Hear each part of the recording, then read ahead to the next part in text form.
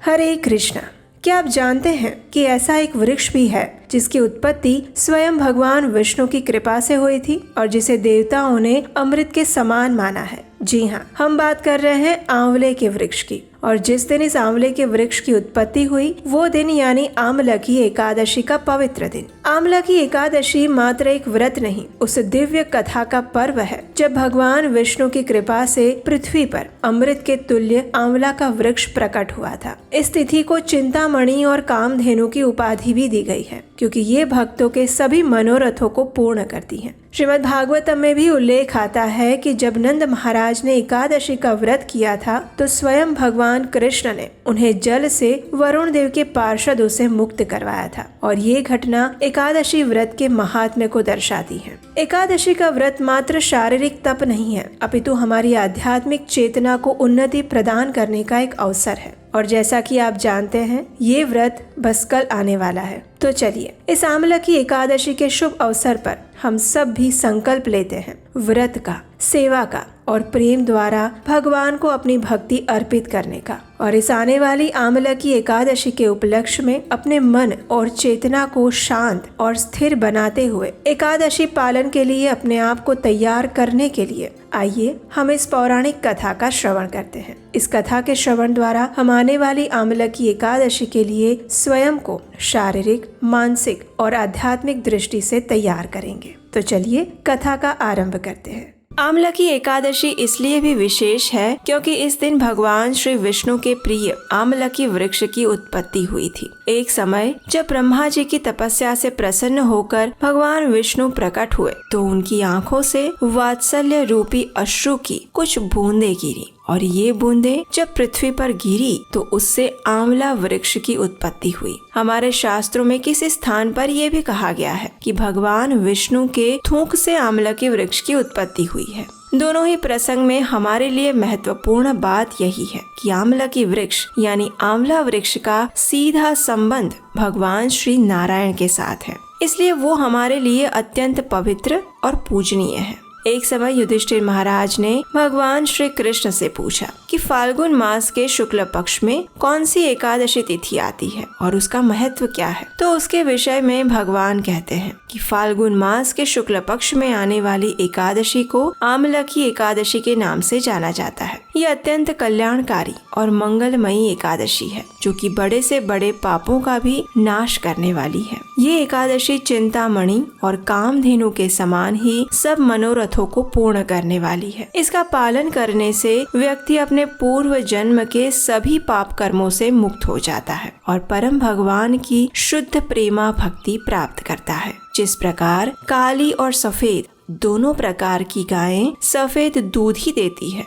उसी प्रकार शुक्ल पक्ष और कृष्ण पक्ष दोनों की एकादशी समान रूप से मुक्ति प्रदान करती है। जो व्यक्ति इस एकादशी की महिमा का श्रवण भी करता है उसके भी समस्त पाप नष्ट हो जाते हैं। एक समय नंद महाराज ने श्री कृष्ण के कहने पर गोवर्धन पूजा उत्सव का आरंभ किया और उससे रुष्ट इंद्रदेव ने 7 दिनों तक मूसलाधार वर्षा की। ये उत्सव अमावस्या के दिन हुआ था और फिर शुक्ल पक्ष का 9वां दिन बीत जाने के बाद 10वें दिन देवराज इंद्र ने भगवान श्री कृष्ण की उपासना की और इस प्रकार सभी व्रजवासी इंद्र के कोप से मुक्त हो गए। तत्पश्चात नंद महाराज ने पूर्णमासी के 11वें दिन संपूर्ण दिन का उपवास करके एकादशी व्रत का पालन किया, यानी शुक्ल पक्ष की एकादशी तिथि। इस व्रत का पारण करने के लिए वे अगले दिन यानी द्वादशी पर प्रातः काल में ही यमुना में स्नान करने चले गए, लेकिन उन्होंने बहुत जल्दी स्नान कर लिया था,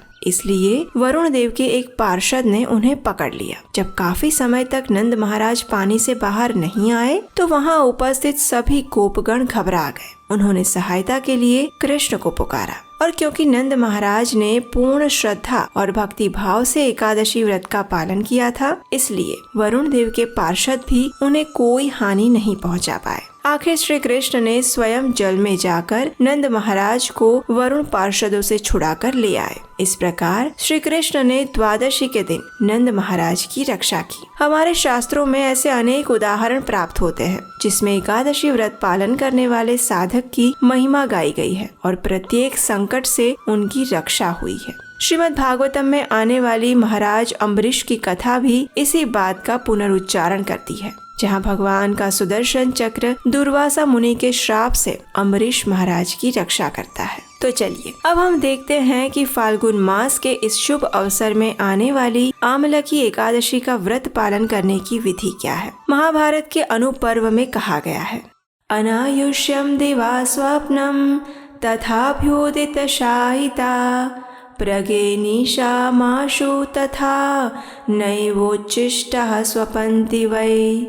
अर्थात दिन में सूर्योदय के बाद सोना आयु को क्षीण करने वाला है। प्रातः काल और रात्रि के आरंभ में भी नहीं सोना चाहिए। इसलिए जो भी व्यक्ति एकादशी व्रत का पालन करना चाहते हैं उसे कम से कम एकादशी के दिन प्रातः ब्रह्म मुहूर्त में उठ जाना चाहिए। ब्रह्म मुहूर्त का समय यानी सूर्योदय से 1.5 घंटा पहले का समय। उठकर स्नान इत्यादि से शुद्ध हो जाना चाहिए और फिर अपने घर में या मंदिर में भगवान की मंगला आरती करनी चाहिए अथवा उसका दर्शन करना चाहिए। तत्पश्चात इस आमलकी एकादशी व्रत का संकल्प लेना चाहिए। उसके लिए हाथ में गंगा जल लेकर भगवान के समक्ष जाइए और उनसे प्रार्थना करते हुए इस श्लोक का उच्चारण करिए। अगर आप संस्कृत में श्लोक नहीं बोल सकते तो कम से कम हिंदी में उसका अनुवाद अवश्य सुनना या पढ़ना चाहिए। ये श्लोक और उसका अनुवाद इस प्रकार है। एकादश्यां निराहारः स्थित्वा अहं परे हनि भोक्ष्यामि पुंडरीकाक्ष शरणं मे भवाच्युत।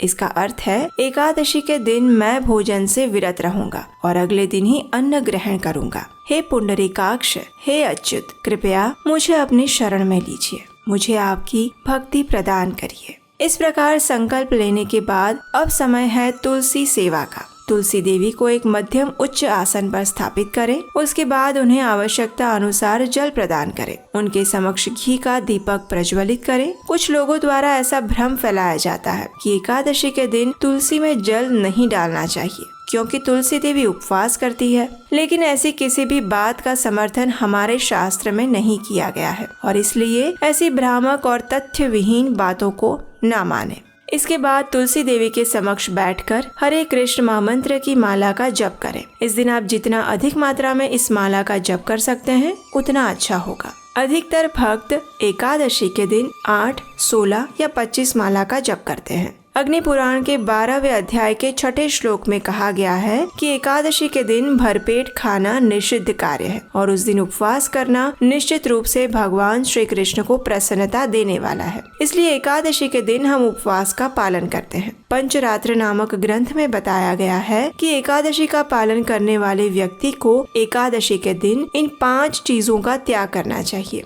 चावल, गेहूं, जौ, मूंग, चना, उड़द जैसी दालों का और मटर, फलियां इत्यादि सब्जियां और सरसों का तथा तिल का तेल। यदि कोई भी व्यक्ति इनमें से किसी भी चीज का सेवन एकादशी पर करता है तो उसका एकादशी व्रत टूट जाता है। अगर आपको आवश्यकता लगे तो इस दिन आप दूध, फल, फलों का रस, कंदमूल इत्यादि से बनी हुई चीजें और एकादशी प्रसाद ले सकते हैं। इस दिन अधिक से अधिक मात्रा में हरे कृष्ण महामंत्र का जप करना चाहिए। श्रीमद् भागवतम और भगवत गीता जैसे ग्रंथों का श्रवण और पठन करना चाहिए। आमलकी एकादशी के दिन आपके घर के आसपास या मंदिर में अगर आंवले का वृक्ष है तो उसकी पूजा करनी चाहिए। उसे धूप, दीप, गंध, पुष्प और भोग अर्पित करने चाहिए। ऐसा करने से भगवान श्री विष्णु की विशेष कृपा प्राप्त होती है। अगले दिन द्वादशी पर प्रातः ब्रह्म मुहूर्त में उठकर स्नान इत्यादि से शुद्ध होकर एकादशी व्रत का पारण करना चाहिए। पारण से पूर्व किसी सुयोग्य ब्राह्मण और वैष्णव को अपने घर पर बुलाकर उन्हें भगवान को अर्पित भोजन प्रसाद खिलाना चाहिए और अपनी क्षमता अनुसार कुछ न कुछ दान अवश्य देना चाहिए। उसके बाद स्वयं भगवान को प्रार्थना करते हुए और एकादशी का फल भगवान को अर्पित करते हुए